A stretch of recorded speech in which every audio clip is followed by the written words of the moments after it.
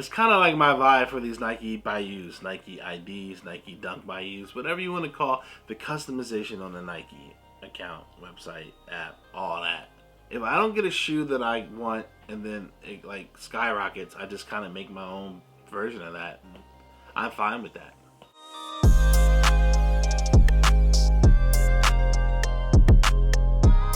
Welcome, Cool Cats and Doggies, to another episode of Figure Sneaks. Today we'll be going over the Nike Dunk Bayou, the fourth pair.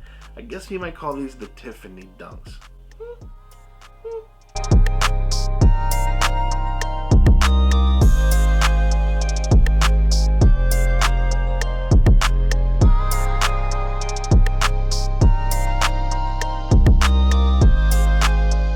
If you're new to the channel, make sure you like, subscribe, and turn that notification bell to catch all the content we have on this channel.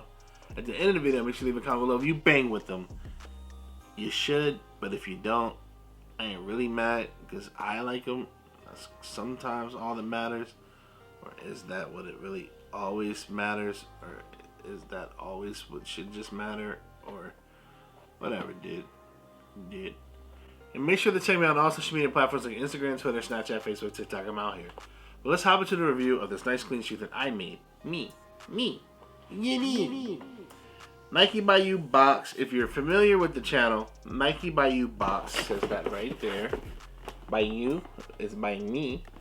Then it should say by Shafiq right here, size 13 big feet gang. And it shows a little picture of the shoe right there. I did it again. What can I say? I made a vicious shoe. They should hire me, Nike. Hello? Opening up this box, it's some paper here. And it usually says 101, you're the truth.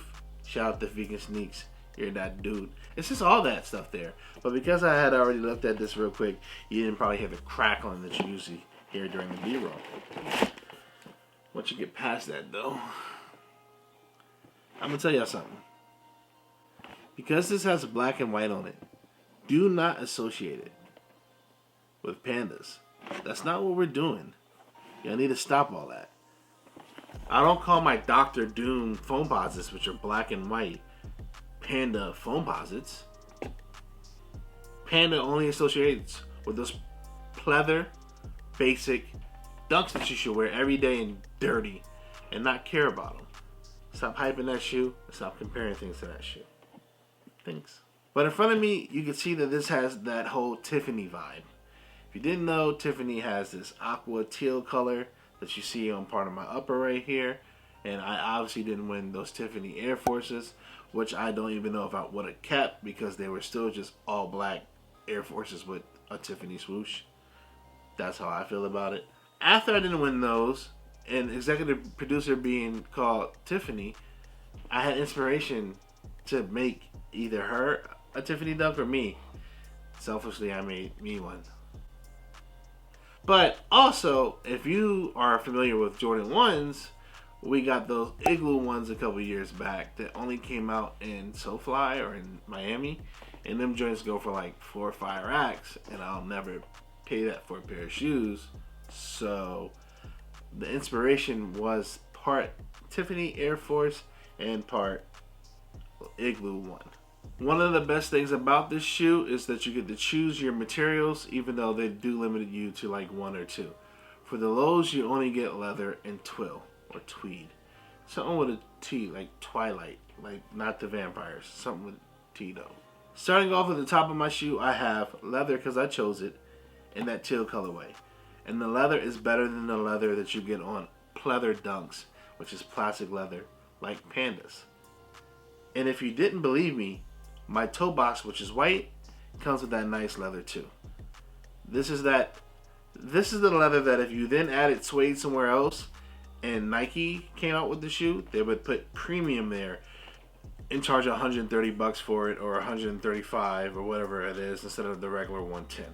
I'm not going to do according to my calculations today, but because they got smart and then they actually start letting the United States make this more often as opposed to just Europe and Asia before, they upped the price from these.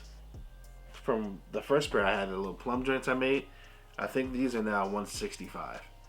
But I'm not even mad at that because the materials are nice and I get to choose my colors. Passing your toe box and toe cap, getting to your midsection, you have more of that white leather because I chose it.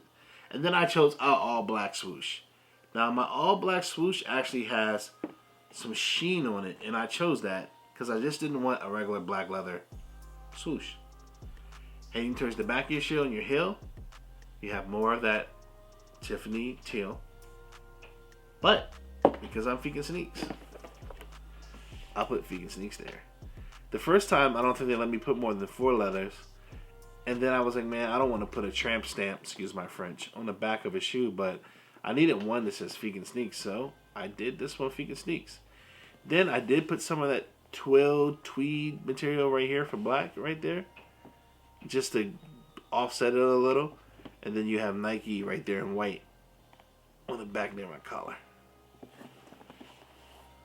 It shows an all black sock liner.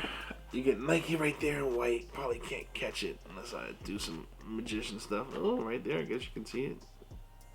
I would never choose a nylon tongue in my life, so I did an all white leather tongue. I got an all white tongue tag with Nike right there on black. And black laces is what I chose.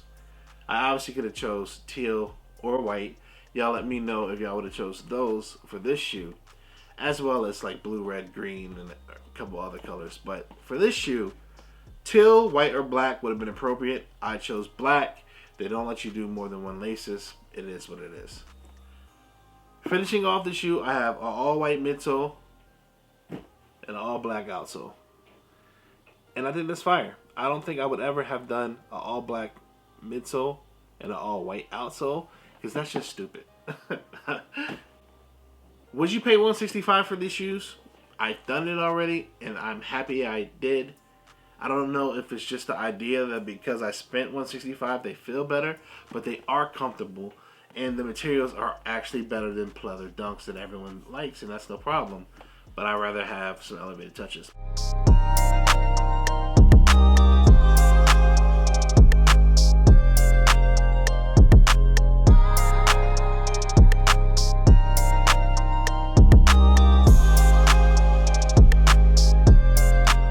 Plus, well, like I said, with this little shiny Nike swoosh right there, I think that's kind of cool. But this is the best part about it. I can wear Feet and Sneaks, and if someone goes, "What's that?" I'll be like, "I'm a YouTuber. Subscribe," like you should if you're first time here. And then, you know, it's like self-promotion. But I felt like it came out well. I almost put my toe cap as black so it could be just like the Igloo ones, but I didn't want to do that because I already did it for both my Nike Bayou Dunk Highs, where I use basically a black toe iteration of other Jordan 1s. Check both of those out if you haven't.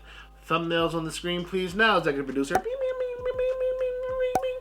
But like I said, let me know if y'all banging with these, and if not, then it's all good. But if you get access for Nike Bayou, which pops up on your phone randomly, I think you should give it a go. Why not make your school or favorite colors or childhood favorite colors or something?